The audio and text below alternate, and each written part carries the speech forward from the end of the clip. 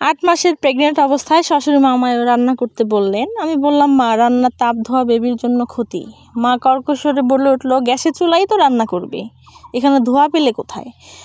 আমি বললাম, তেল মশলা মিশ্রণের ধোয়া থেকে ডাক্তার দূরে থাকতে বলেছে। শাশুড়ি বললেন, পোয়াতি অবস্থায় আমরা কি রান্না করিনি নাকি? আমার আজও মনে আছে, রূপক যেদিন হয়েছিল সেদিন সকালে ডাল আলু ভর্তা বানিয়েছিলাম বাড়ির সবার জন্য। এখনকার সময়ে এসে যত ঢং। মায়ের কথায় ভীষণ মন খারাপ হলো। বললাম, মা, দাঁড়িয়ে থাকতে পারছি না, পেটে ব্যথা করে। মা বললেন, বাপরে বাপ, একবেলা রান্নাই তো করতে বলেছি, তাই বলে কত বাহানা। কথাটা বলে মা হন হন করে ঘর থেকে বেরিয়ে গেলেন। দুপুরে আমার স্বামী বাড়িতে আসলো খাবার খেতে। স্বামীকে দেখে মায়ের মুখ থেকে কথা যেন ছুটতেই চাচ্ছে না। বারবার বলতে থাকলো, আমরা বাচ্চা জন্ম দিইনি, আমরা কি সংসার চালাইনি? মায়ের কথায় আমার স্বামী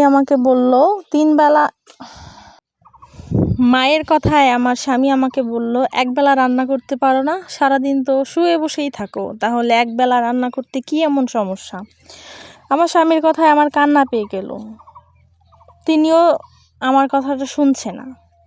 প্রেগনেন্সির দিনগুলো আমার এভাবেই কেটে যেতে লাগলো। ননদ তখন 3 মাসে প্রেগনেন্ট। তখনই তাকে শ্বশুর বাড়ির থেকে বাপের বাড়ি নিয়ে আসা হলো। মা তাকে তার মেয়েকে নিজের কাছে এনে রাখলেন। মা বলল, মা, তোর যখন যা লাগবে তোর ভাবিকে বলবি, বিছানা থেকে একদম নামবি না, প্রচুর আরাম করতে হবে এই সময়টাতে। শাশুড়ি মায়ের দিকে অনেকক্ষণ তাকিয়েছিলাম। বৌমা 8 মাসে প্রেগনেন্ট, একবেলা রান্না করতে চাইনি বলে কত কথা শোনালেন। আবার তিনি এখন নিজের মেয়ের বেলায় ভালোবাসার সাগর বসিয়েছেন।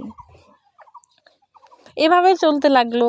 আমার ননদ একদম বিছানায় থাকলো। সারাটা দিন আমি গাধার খাটুনি খাটলাম। একটা সময় এভাবে চলতে চলতে আমার বাবু হওয়ার ডেটটা চলে আসছে। যখন আমাকে ওটিতে নিয়ে যাওয়া হয় তখন কিন্তু আমার স্বামী বা আমার আত্মীয় স্বজন কেউ ছিল না, আমি একা একাই ছিলাম। তবে আল্লাহর রহমত, আলহামদুলিল্লাহ, আমার একটি ছেলে সন্তান হয়েছে।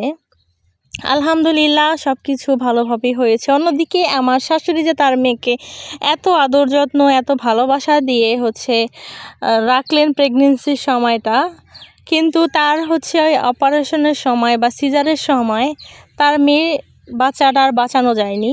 আমার ননদের বাচ্চাটা মারা গিয়েছিল। একটা সময় আমার শাশুড়িও তার নিজের ভুল বুঝতে পেরেছিল, কিন্তু সেই সময়টা অনেকটা পার করে আসছে। আসলে বাড়িতে বউরা অনেক সময় অনেক কষ্ট করে, কিন্তু সেই কষ্টটা আসলে বোঝার মতো কেউ থাকে না। আমরা শুধু নিজের মেয়ের কথাই ভাবি, বা কিছু কিছু শাশুড়িরা নিজের মেয়েদের কথাই ভাবে, কখনো ছেলের বউয়ের কথা ভাবে না। কিন্তু ছেলের বউয়ের দিকেও কিন্তু খেয়াল রাখতে হবে।